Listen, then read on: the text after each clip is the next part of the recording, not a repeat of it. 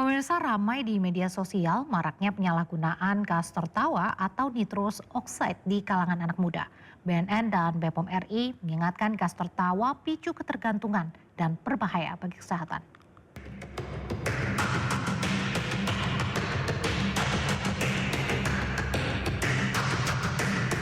Media sosial akhir-akhir ini ramai dengan pembahasan gas tertawa atau nitrous oxide N2O.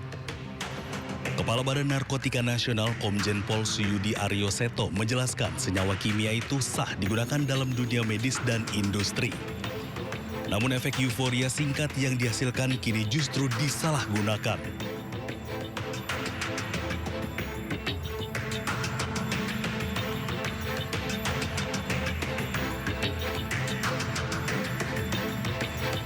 Suyudi ungkap hingga awal tahun 2026 nitrous oxide atau gas tertawa belum diklasifikasikan sebagai narkotika atau psikotropika dalam Undang-Undang Nomor 35 Tahun 2009 maupun daftar terbaru Perkemenkes Nomor 7 Tahun 2025.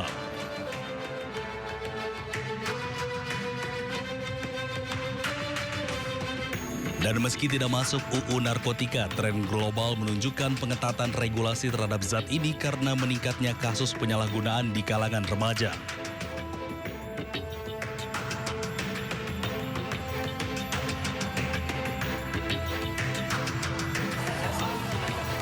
Sementara itu, Kepala Badan POM RI Taruna Ikrar mengungkap penyalahgunaan nitrous oxide bisa menyebabkan ketergantungan hingga terganggunya suplai oksigen dalam tubuh. Menurut Ikrar, saat nitrous oxide masuk ke dalam tubuh, kadar oksigen bisa menurun dan memicu kondisi iskemia atau kekurangan oksigen pada jaringan. Sehingga timbul rasa sakit atau nyeri yang bisa berujung kematian. Whipping itu kan kandungannya adalah nitrate oxide, N2O. N2O ini memberikan efek bisa rileks dan seterusnya. Tapi dampaknya dalam fase kualitas dan kapasitas tertentu dalam sistem darah kita, dia menimbulkan ketergantungan. Terkait hal tersebut, rencananya BPOM akan memperkuat pengawasan dengan menggandeng berbagai pihak seperti BNN, kepolisian, serta Kementerian Kesehatan. Dari Jakarta, Tim Liputan iNews melaporkan. Kita ke informasi selanjutnya, pemirsa. Menko Kumham dan IMIPAS Yusril Iza Mahendra menyebut aparat yang menuduh penjual es gabus menggunakan bahan spons bisa dijatuhi sanksi etik hingga proses hukum. Sementara itu, kedua aparat yang terlibat telah meminta maaf kepada penjual es gabus.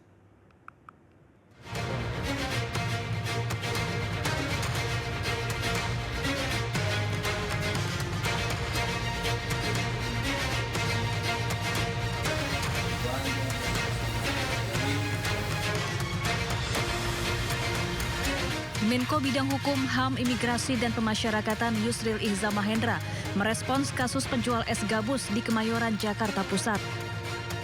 Yusril menegaskan aparat bisa dijatuhi sanksi etik hingga proses hukum jika terbukti bersalah dalam menjalankan tugasnya. Baik penegakan disiplin maupun pelanggaran etik sampai kepada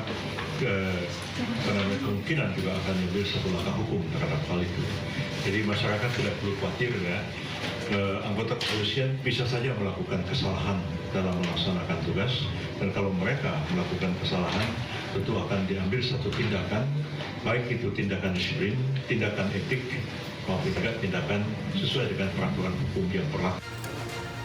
Sebelumnya, anggota Polri Aibtu Ikhwan Mulyadi dan anggota TNI AD Serda Heri Purnomo meminta maaf kepada penjual es gabus, Sudrajat, dan masyarakat. Keduanya mengaku bersalah karena telah menuduh Sudrajat menjual es gabus dengan bahan spons. Bahkan, Aibtu Ikhwan diperiksa Bitpropam Polda Metro Jaya untuk mendalami adanya dugaan pelanggaran etik. Kami datang ke sini untuk meminta maaf kepada Pak Sudrajat dan keluarga. Kami juga tadi sudah ketemu Pak Lurah, RW juga kami sudah ketemu. Harapan kami ini tidak menjadi permasalahan yang melebar kemana-mana. Ini murni kesalahpahaman.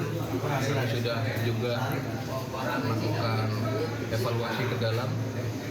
Kami sudah datang dengan niat yang tulus, ikhlas untuk meminta maaf kepada yang bersangkutan. Sebelumnya, video dua aparat TNI dan Polri sedang menginterogasi penjual es gabus viral di media sosial. Tanpa hasil pemeriksaan di laboratorium, keduanya menuding es gabus yang dijual mengandung bahan berbahaya dan tak layak konsumsi. Tim Liputan iNews melaporkan. Informasi berikutnya pemirsa, Sigit Purnomo alias Pasha Ungu menyemprot Wakil Menteri Pemberdayaan Perempuan dan Perlindungan Anak Veronika Tan.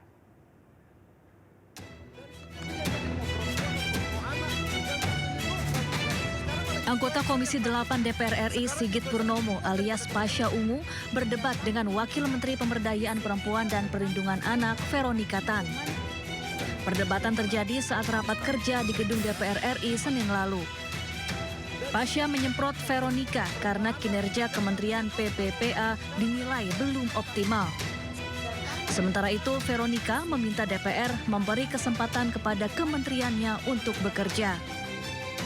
Yang dijelaskan oleh Ibu Wamen tadi itu sama juga dilakukan oleh Komnas Perempuan. Coba kita pahami sama-sama dulu deh. Definisi pemberdayaan perempuan ini apa sebenarnya? Pemberdayaan perempuan ini apa sebenarnya Bu Menteri? Mohon maaf dengan segala hormat, saya orang baru juga. Tapi bahasa Indonesia kita masih paham gitu loh. Dari tadi ini kita bicara perlindungan hukum, pendampingan hukum, advokat. Ini sebenarnya maka saya bilang ini Polres atau apa? Lo apa bedanya dengan Komnas Perempuan? Sama juga penegakan hak asasi manusia, penegakan hukum dan lain sebagainya.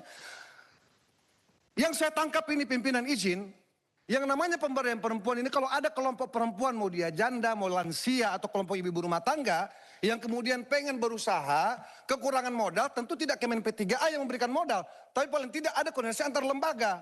Bahwa misalnya ke BUMN misalnya atau perbankan, itu langsung dilakukan oleh Kemen P3A. Di dapil kami Pak Menteri, Kemen P3A selalu menjadi pertanyaan Bu Wamen, mohon maaf. Bu Menteri bukan Pak Menteri. Iya. Selalu menjadi pertanyaan. Betul. Bu Wamen, Mohon maaf. Tahan dulu. Tahun ini kami dari kementerian kami juga sudah mengutarakan kita tidak mau berbicara di perlindungan saja. Kita mau bangun di pemberdayaan. Pimpinan, Makanya, kalau di luar negeri pimpinan. kasih kita kesempatan Pak. Kan kita juga baru Pak. Ibu Menteri dan Ibu Wamen ini masih baru Pak. Jadi kita masih perlu loading, kita masih perlu belajar bareng. Tapi kami mengapresiasi banget karena kami disupport sama Komisi 8. Kami senang sebenarnya. Izin. Tadi yang Ibu mau sampaikan tadi lanjutkan dulu. Ya, yang kedua. Makanya belum selesai Pak. Oh lanjutkan dulu itu, baru nanti yang lain. Perdebatan antara Pasha dan Veronika kemudian viral di media sosial dan mengundang ragam komentar warganet.